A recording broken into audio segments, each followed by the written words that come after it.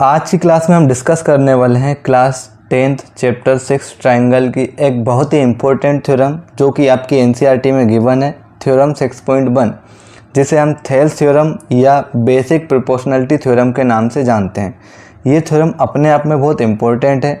अगर आप एग्ज़ाम के पॉइंट ऑफ व्यू से देखते हो या अगर आप प्रीवियस ईयर में जाकर देखोगे, प्रीवियस ईयर के क्वेश्चन देखोगे, तो आप देखोगे कि ये थ्योरम कई बार आपके एग्ज़ाम में पूछी गई है। इसलिए हम कह सकते हैं ये एग्ज़ाम पॉइंट ऑफ व्यू से बहुत इंपॉर्टेंट थ्योरम है। कई बार आपसे पूछा जाता है कि इसका स्टेटमेंट लिखिए और इसे प्रूव कीजिए। तो स्टेटमेंट जो कि आप स्क्रीन पर देख पा रहे हो, ये आपको लिखना पड़ेगा।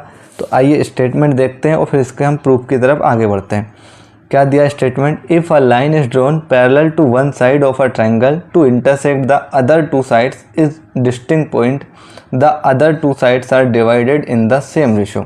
बहुत ही इंपॉर्टेंट थ्योरम है एग्जाम के पॉइंट ऑफ व्यू से, तो ये चीज़ याद रखना आप। और हम बिल्कुल इसको बहुत ईजी तरीके से, बहुत सिंपल तरीके से इसका प्रूफ हम आपके लिए प्रोवाइड कराने वाले हैं। तो आइए हम समझते हैं इसको। सबसे पहले हम एक ट्रायंगल ड्रॉ करेंगे। तो ये हमने एक ट्रायंगल ड्रॉ किया, ठीक है।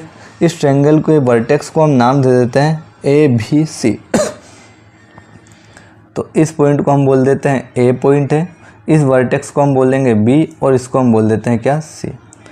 अब क्वेश्चन बोला क्या हमसे कि if a line is drawn parallel to one side of a triangle, अगर मैं इस ट्रायंगल की किन्हीं भी तीन साइड में से किसी एक साइड के पैरेलल एक लाइन ड्रॉ करता हूं, तो जैसे जैसे वो स्टेटमेंट बोलता जा रहा है वैसे वैसे आप काम करते जाएंगे। तो आप देखेंगे हम एक लाइन को ड्रॉ कर लेते हैं जो कि हम करेंगे ड्रॉ किसको, BC के पैरेलल। तो यहाँ पर मैंने एक लाइन ड्रॉ कर ली जो कि BC के पैरेलल है। ये लाइन अगर आप देखोगे तो AB और AC पर दो पॉइंट पर इंटरसेक्ट कर रही है, जो AB और AC को दो पॉइंट पर इंटरसेक्ट भी कर रही है। तो उन दोनों पॉइंट को हम नाम दे देते हैं, इस पॉइंट को हम नाम दे देते हैं D और इस पॉइंट को नाम हम दे देते हैं E, ठीक। आगे क्या बोल रहा है कि ये जो पॉइंट पर इंटरसेक्ट कर रही है, ये क्या करते हैं, इस पॉइंट को समान रेशो में डिवाइड कर देते हैं। तो आप देखोगे distinct point, the other two sides are divided in the same ratio. इसका मतलब ये जो पॉइंट्स है वो अदर टू साइड्स को सेम रेशो में डिवाइड करते हैं, ये हमें प्रूफ करना है। तो पहले हम देख लेते हैं कि यहाँ गिवन क्या क्या हमें जो गिवन है पहले हम वो लिखेंगे। तो गिवन आपको सिर्फ इतना है कि कोई एक साइड के पैरेलल आपको एक कोई साइड ड्रॉ करनी है। तो यहाँ हमने ड्रॉ की है DE किसके पैरेलल है, जो कि हमने BC के पैरेलल लिए। इसको हम लिख देंगे इन ट्रायंगल ABC। आप ये पहले लिख लेना, in triangle ABC DE parallel to BC। ये हमें गिवन है। हमें प्रूफ क्या करना है वो देख लेते हैं हम इसका, जो कि बहुत इम्पोर्टेंट है। क्या बोल रहा है कि ये जो दो पॉइंट इंटरसेक्ट कर रही है पैरेलल लाइन DE, AB और AC को D और E पॉइंट पर इंटरसेक्ट कर रही है, तो ये सेम रेशो में इंटरसेक्ट करती है, हमें ये प्रूफ करना है। इसका मतलब AD अपॉन DB का जो रेशो होने वाला है वो AE अपॉन EC के रेशो के इक्वल होता है इस थ्योरम के अकॉर्डिंग, और यही हमें प्रूफ करना है। तो ये हमें प्रूफ करना है, वो लिख लिया हमने। अब हम कुछ कंस्ट्रक्शन पार्ट करेंगे, तो हम कंस्ट्रक्शन पार्ट को भी देख लेते हैं क्या कंस्ट्रक्शन करना है, क्योंकि बिना कंस्ट्रक्शन के हम यहाँ पर इसको प्रूफ नहीं कर पाएंगे। तो आप देखोगे यहाँ मैं D से एक साइड AB पर, D से साइड AB पर एक परपेंडिकुलर ड्रॉ किया। इसी तरीके से मैंने E से साइड AD पर भी एक परपेंडिकुलर ड्रॉ किया। ये आपको कंस्ट्रक्ट करना है। इसके अलावा आपको क्या करना है कि ये जो B है और E पॉइंट है दोनों को आप ज्वाइन करोगे, और इसी तरीके से यहाँ पर हम D और C पॉइंट को भी ज्वाइन कर लेंगे। तो इतना आपको कंस्ट्रक्शन करना है इस थ्योरम के अंदर। फिर हम समझते हैं। अब जिस पॉइंट पे हमने कंस्ट्रक्शन किया, पहला तो हमने क्या देखा कि ये D से परपेंडिकुलर डाला हमने AE पर, तो इस परपेंडिकुलर को डाल देते तो हमने इसको नाम दे दिया M, और यहाँ पर जो हमने परपेंडिकुलर डाला इसको नाम दे दिया हमने N। अब ये क्या है, परपेंडिकुलर है, इसका मतलब यहाँ पर जो एंगल होगा वो 90 डिग्री का एंगल होगा। एक चीज़ आप याद रखना, किसी भी ट्रायंगल का अगर आपको एरिया निकालना तो उसके लिए जो फॉर्मूला होता है वो होता है 1/2 इंटू बेस इंटू हाइट। और जो हाइट हमें हमेशा मेज़र करते हैं, जो हाइट हम हमेशा लेंगे वो हमेशा एक परपेंडिकुलर हाइट होती है। ये चीज़ आप याद रख के चलना। जैसे मैं आपको थोड़ा सा कुछ इस थ्योरम में जो यूज्ड होने वाली चीज़ें हैं वो मैं आपको बता देता हूँ। क्या, लेट सपोज मेरे पास ये एक ट्रायंगल है, यहाँ पर मैंने एक ट्रायंगल एक ड्रॉ कर लिया। इस ट्रायंगल को अगर मैं नाम दे दूँ P, Q एंड R, अगर मैं आपसे इसका एरिया पूछूं तो एरिया क्या होता है 1/2 इंटू बेस इंटू हाइट। तो 1/2 बेस अगर आप देखोगे तो आप इसको बेस ले सकते हो, तो यहाँ पर बेस हमारे पास क्या हो जाएगा QR, यहाँ पर बेस क्या होगा QR। अगर हाइट की बात करें तो अगर कई बच्चों के माइंड में ये आ रहा है कि सर ये हाइट है PR, तो अगर आप ऐसा सोच रहे हो तो ये गलत है। किसी भी ट्रायंगल की जो हाइट होती है वो हमेशा एक परपेंडिकुलर डिस्टेंस होती है। इसका मतलब यहाँ से P से लेके, अगर मैं इसको नाम दे देता हूँ T, तो P से लेके जो T की डिस्टेंस है ये हमारे पास हाइट कहलाती है। इन द सेंस हम ये भी कह सकते हैं कि जो हाइट वो ट्रायंगल के बाहर भी हो सकती है। तो अगर आप देखोगे इस साइड पर तो हमारे पास ये परपेंडिकुलर डिस्टेंस है PT, तो इस ट्रायंगल PQR के केस में PT इस ट्रायंगल की हाइट हो जाएगी। आपको ये लेके चलना है, और ट्रायंगल तो आपके पास जो बेस रहेगा वो तो QR ही रहेगा। तो इस तरीके से दूसरा कॉन्सेप्ट आपको जो इस थ्योरम में यूज़ होने के लिए देखोगे आप, पहला कॉन्सेप्ट तो ये है कि जो हाइट होती है वो बाहर भी हो सकती है। दूसरा कॉन्सेप्ट क्या है, अगर आपके पास कोई दो पैरेलल लाइन है तो दो पैरेलल लाइन के बीच में बनने वाला जो ट्रायंगल होते हैं उनके एरियाज़ इक्वल होते हैं। लेट सपोज अगर मैंने इसको मिला दिया और इससे इसको मिला दिया, तो अगर आप देखोगे ये वाला जो ट्रायंगल बन रहा है आपके पास, इसको अगर हम A, B और इस पॉइंट को अगर C नाम दे, तो ये वाले ट्रायंगल का जो एरिया होगा, अगर मैं इस ट्रायंगल को इस तरीके से बना दूँ और यहाँ पर बोल दूँ कि अब ये वाला ट्रायंगल हम बना रहे हैं, तो ये वाले ट्रायंगल का एरिया और इस वाले ट्रायंगल का एरिया, दोनों का जो एरिया होता है वो इक्वल होता है। ये चीज़ आपको याद रख के चलना है। कुल मिला के हम ये भी कह सकते हैं कि दो पैरेलल लाइन के बीच में बनने वाले जो ट्रायंगल होते हैं वो एरियाज़ में इक्वल होते हैं। ये दो कॉन्सेप्ट का यूज़ करना है आपको, और इसके बाद फिर हम देखेंगे किस तरीके से हम बहुत ईजी वे में इसको बहुत ईजी तरीके से हम सोल्व करने वाले हैं। आई होप आपको ये सब चीज़ें क्लियर हुई होगी। अब हमें कुछ कंस्ट्रक्शन करना है, तो कंस्ट्रक्शन में मैंने क्या करा, ज्वाइन, किस किस को ज्वाइन किया, BE एंड DC। तो आप लिखोगे ज्वाइन BE एंड CD। और क्या कंस्ट्रक्ट किया, तो आपने एक DM परपेंडिकुलर डाला, कहाँ पर, AE पर, तो आप लिख सकते हो DM परपेंडिकुलर टू AE, है ना। इस तरीके से लिख सकते हो draw DM perpendicular to AE and, इसके अलावा अगर आप देखोगे EN perpendicular to AD and EN perpendicular to AD। तो ये चीज़ें आपको कंस्ट्रक्ट करनी है। अब हम इसको सोल्व कर लेते हैं, बाकायदा प्रूफ हम इसका देखते हैं। तो यहाँ पर हम इसका सॉल्यूशन लिखना स्टार्ट करते हैं। अब अगर हम देखें जो हमें प्रूफ करना है, आप पहले उस पर अच्छी तरीके से नज़र मार लीजिए। क्या प्रूफ करना, AD/DB is equal to AE/EC। इन दोनों का जो रेशो होता है वो इक्वल होता है। तो हमें जो प्रूफ करना है उसी के अकॉर्डिंग हम यहाँ पर इस ट्रायंगल के अंदर काम करने वाले हैं। अब अगर आप देखोगे AD और DB का रेशो इक्वल होना चाहिए AE और EC के रेशो के। तो आप सबसे पहले AD की बात करें तो हमारे पास एक ट्रायंगल दिख रहा होगा जिसमें हमारे पास AD एक साइड दिख रही, तो आप इस ट्रायंगल को मेज़र कर लोगे ADE।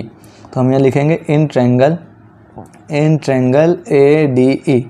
अगर मुझे ADE का एरिया निकालना हो तो एरिया ऑफ AD, इस तरीके से हम लिखते हैं area of triangle ADE। Area of triangle क्या होता है, तो अभी मैंने बताया 1/2 इंटू बेस इंटू हाइट, ठीक। अगर बात करें हम एरिया ऑफ ट्रायंगल ADE के केस में, तो 1/2 एज इट इज़ लिखेंगे। बेस क्या, तो आप देखोगे यहाँ पर परपेंडिकुलर हमारे पास दो है, एक हमने DMB परपेंडिकुलर डाला AE पर और EN perpendicular to AD also. तो आप देख पा रहे हो हमारे पास बेस AE भी हो सकता है और बेस हमारे पास AD भी हो सकता है, कुछ भी बेस हो सकता है यहाँ पर। तो अब हम क्या करेंगे, यहाँ पर पहले हम ले लेंगे AD, पहले हम क्या ले लेंगे AD।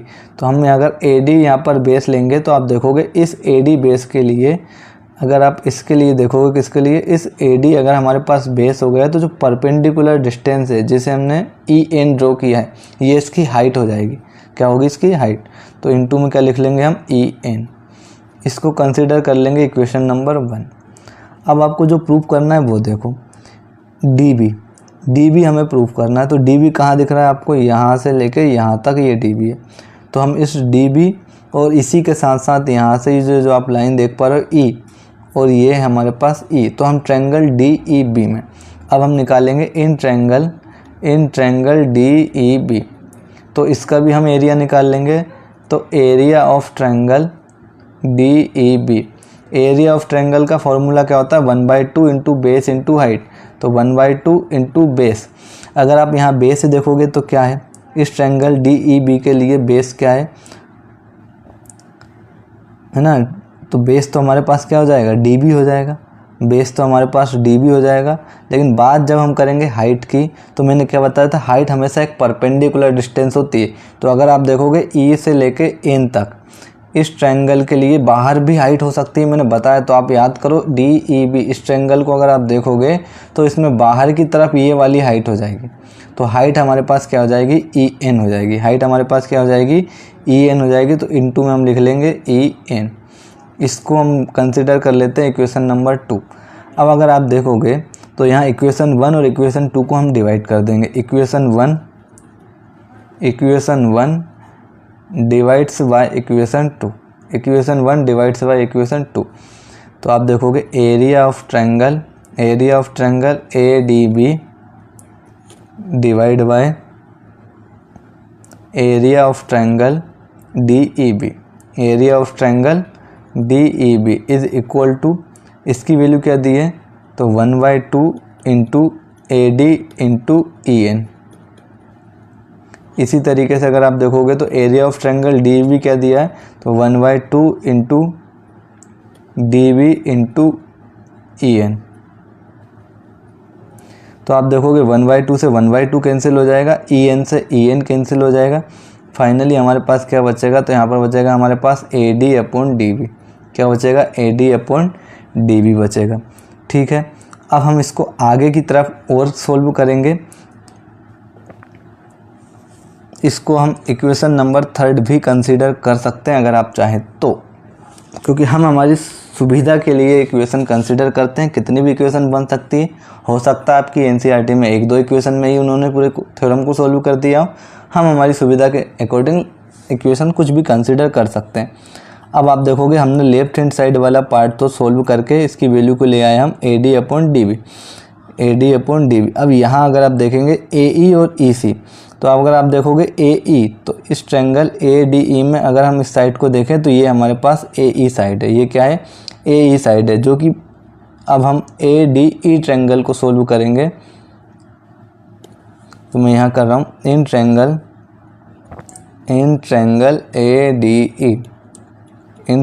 ADE।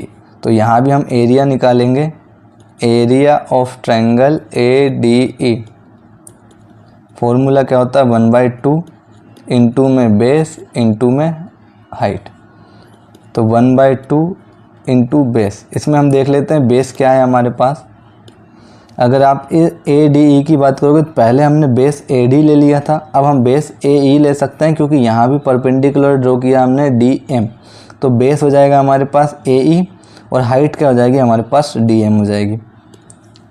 तो यहाँ लिख लेंगे हम, बेस हो जाएगा हमारे पास AE और हाइट क्या हो जाएगी हमारे पास DM। इसी तरीके से अगर हम देखें तो अब हमें यहाँ AE की वैल्यू, इसके बाद EC देखो, EC कहाँ है, तो ये है EC साइड, ये हमारे पास EC साइड है। तो अब एक ट्रायंगल लेंगे हम DEC। कौन सा ट्रायंगल लेंगे, DEC। इस ट्रायंगल की अगर हम बात करें तो हमारे पास बेस तो क्या होगा, EC होगा, और हाइट क्या हो जाएगी हमारे पास, तो हाइट हमारे पास हो जाएगी DM, है ना। बाहर की तरफ भी हाइट हो सकती है, याद रखना। ये EC और D, ये एक ट्रायंगल होगा, लेकिन परपेंडिकुलर डिस्टेंस इसकी हाइट होगी। तो ये वाली जो डिस्टेंस आप देख पा रहे हो, ये इसकी हाइट होगी कौन से ट्रायंगल के लिए, ECD के लिए। तो बेस हो जाएगा EC, हाइट हो जाएगी आपके पास DA। तो इसका एरिया अगर हम निकालेंगे, कौन सा, एरिया ऑफ ट्रायंगल क्या था हमारे पास, DEC। फॉर्मूला क्या होता है, 1/2 इंटू बेस, बेस क्या था हमारे पास, EC था, और हाइट क्या थी हमारे पास, DM थी। यहाँ आप इसको और इसको भी आप आपस में क्या कर दोगे, डिवाइड कर दोगे। तो इसको भी अगर हम इक्वेशन 3 कंसीडर करें, अगर 3 कंसीडर उसको कर लिया हो तो इसको 4 कर लेना, कुछ भी हम कर सकते हैं। और अब इन दोनों इक्वेशन को हम क्या कर देते हैं, डिवाइड कर देते हैं। तो आप देखोगे divide equation 3rd and 4th, equation 3rd and 4, तो लेफ्ट हैंड साइड को लेफ्ट हैंड साइड में डिवाइड करेंगे तो area of triangle ADE divide by area of triangle DEC is equal to आपके पास आएगा 1/2 इंटू AE इंटू DM, और इसके डिवाइड में हम लिख लेंगे 1/2 इंटू EC इंटू DM। आप देखोगे 1/2 से 1/2 कैंसिल हो जाएगा, DM से DM कैंसिल हो जाएगा, यहाँ हमें फाइनली क्या मिल जाएगा AE/EC। इसको आप कंसीडर कर लो इक्वेशन नंबर 5, इसको आप कंसीडर कर लेंगे क्या, इक्वेशन नंबर 5। अब हम आगे, मैंने आपको एक और कॉन्सेप्ट बताया था, उसको हम आगे की तरफ बढ़ते हैं, उस कॉन्सेप्ट को देखते हैं। कॉन्सेप्ट क्या बताया था मैंने कि अगर आप देखें तो यहाँ पर जो DE है और ये जो BC है, ये दोनों के दोनों पैरेलल लाइन है, और पैरेलल लाइन के बीच में बनने वाले जो एंगल होता है उनका एरिया भी क्या होता है, इक्वल होता है। तो अगर हम देखेंगे DEC एक एरिया ट्रायंगल ये बन रहा है क्या,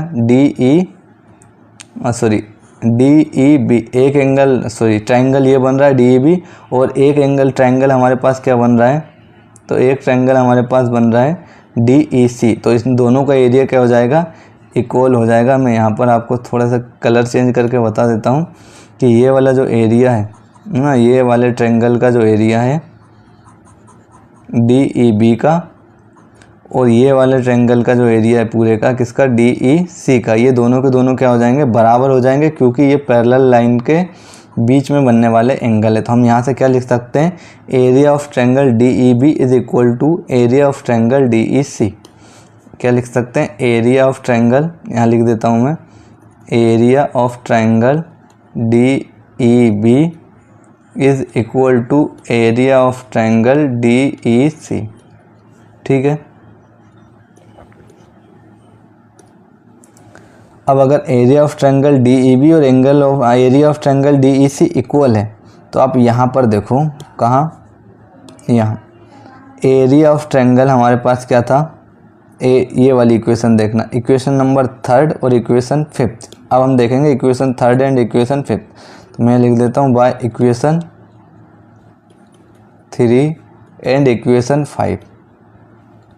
इक्वेशन 3 देखो क्या है, तो इक्वेशन 3 को हम लिख लेते हैं एक बार। यहाँ क्या दिया, area of triangle ADB divide by area of triangle DEB।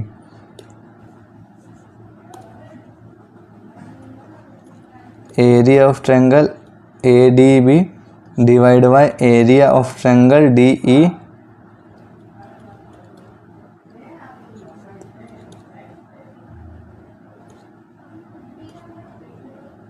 है ना, यहाँ पर अगर आप देखोगे तो क्या दिया है, एरिया ऑफ ट्रायंगल ADB और एरिया ऑफ ट्रायंगल DEB किसके, AD/DB के equal, area of triangle DEB है, यहाँ पर इसको DEB कर लेना, और ये किसके इक्वल हो रहा था, तो ये हो रहा था AD/DB के इक्वल। ये था हमारे पास इक्वेशन नंबर 3। अब इक्वेशन 5 देखो, तो इक्वेशन 5 अगर आप देखोगे तो area of triangle ADE divide by area of triangle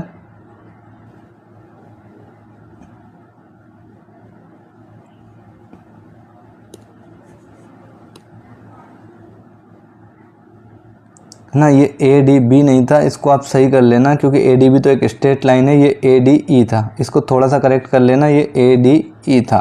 तो ADE/DEB इज इक्वल टू क्या है, AD/DB। मैं इसको करेक्ट कर देता हूँ, ये ADE था। ठीक है। और यहाँ पर इक्वेशन 5 देखो, तो ये भी क्या है, area of triangle ADE divide by area of triangle DEC, और इसकी वैल्यू क्या है, AE/EC है। तो by equation 3 and 5, by equation 3 and 5 अगर आप देखोगे तो मैं DEC की जगह क्या लिख सकता हूँ, DEC की जगह क्या लिख सकता हूँ, DEB, क्योंकि ये पैरेलल लाइन के बीच में बनने वाले एंगल हैं, और अगर पैरेलल लाइन के बीच में बनने वाले एंगल है तो इसका मतलब ये बराबर होंगे। तो मैं अगर इक्वेशन 3 में अगर देखूँ तो मैं area of triangle ADB divide by area of triangle DEB की जगह क्या लिख सकता हूँ, DEC लिख सकता हूँ। DEB की जगह क्या लिख सकता हूँ मैं, DEC लिख सकता हूँ। ये किसके इक्वल है, AD/DB के इक्वल। तो आप यहाँ से देखोगे इक्वेशन नंबर 3 भी AD/DB के इक्वल है, या फिर हम कह सकते हैं कि ADE/DEC का रेशो है, और यहाँ भी अगर आप देखोगे तो A D upon D E C का रेशो है, लेकिन यहाँ A D upon D E C की वैल्यू ए अपॉन ई सी है, और यहाँ अगर आप देखोगे तो क्या है A D upon D B है। इसलिए हम ये भी कह सकते हैं, इसलिए क्या कह सकते हैं कि जो A D upon D B होगा वो किसके इक्वल हो जाएगा, ए ई अपॉन ई सी के इक्वल हो जाएगा। क्योंकि डी ई सी की जगह क्या लिखोगे आप, डी ई सी की जगह डी ई बी लिख लोगे, तो यहाँ पर आपको जैसे ये डी ई बी दिया आप इसको क्या कर लोगे, डी ई सी। ये वाली जो वैल्यू है A D upon D E C की है, और ये वाली वैल्यू भी A D upon D E C की है, और अगर ये दोनों सेम चीज़ की वैल्यू है तो इसका मतलब इनकी राइट हैंड साइड भी क्या हो जाएगी, इक्वल हो जाएगी। अब आप बोलोगे सर यहाँ तो डी ई बी लिखा था, आप इसको डी ई सी क्यों पढ़ रहे हो, तो डी ई सी हम इसलिए पढ़ रहे हैं क्योंकि हमें पता है D E B is equal to क्या, area of triangle D E C. तो डी ई बी की जगह हम क्या लिख सकते हैं, डी ई सी लिख सकते हैं, या फिर आप इस डी ई सी की जगह डी ई बी कर लो, इसको डी ई बी रहने दो, तो यहाँ से दोनों के दोनों रेशो क्या हो जाएंगे, इक्वल हो जाएंगे। तो इस तरीके से ये प्रूव्ड हो जाएगा कि A D upon D B का जो रेशो होता है वो ए ई अपॉन ई सी के रेशो के इक्वल होता है। यही आज हमें प्रूव करना था। अगर क्लास अच्छी लगी हो, कोई डाउट हो तो कमेंट बॉक्स में कमेंट करके ज़रूर बताएं। अब हम नेक्स्ट क्लास में कन्वर्स ऑफ थेल्स थ्योरम या कह सकते हैं कन्वर्स ऑफ बीपीटी थ्योरम को डिस्कस करने वाले हैं। इसकी लिंक भी आपको इसी वीडियो के नीचे डिस्क्रिप्शन बॉक्स में मिल जाएगी। ठीक है, मिलते हैं नेक्स्ट वीडियो के साथ।